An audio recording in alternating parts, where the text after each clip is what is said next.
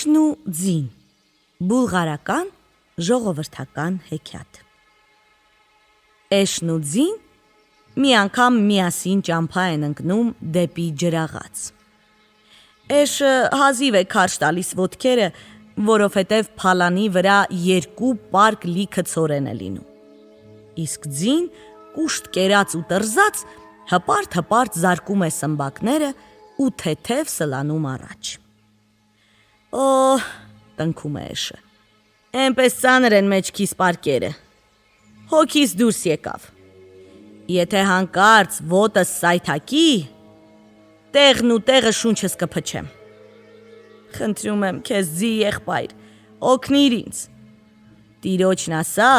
որ պարկերից մեկը քո մեջքին բառնա։ Բայց ձին ձևացնում է, թե չի լսում։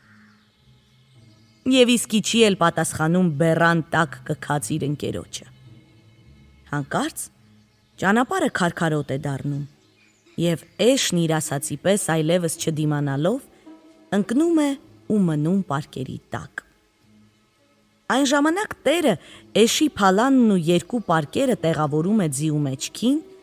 և ուժեղ մտրակելով քշում առաջ։ Ձին կռանում է ծանր բեռան տակ։ Նա գլուխը շրջում և ասում է էշին. Եղբայր իմ, եթե քեզ լսած լինեի, հիմա իմ մեջքին մի պարկ կլիներ միայն, համ դու կենդանի կմնայիր, համ էլ ինձ կօգնեիր։ Եվ գլուխը կախ տնկտնքալով քայլում է առաջ։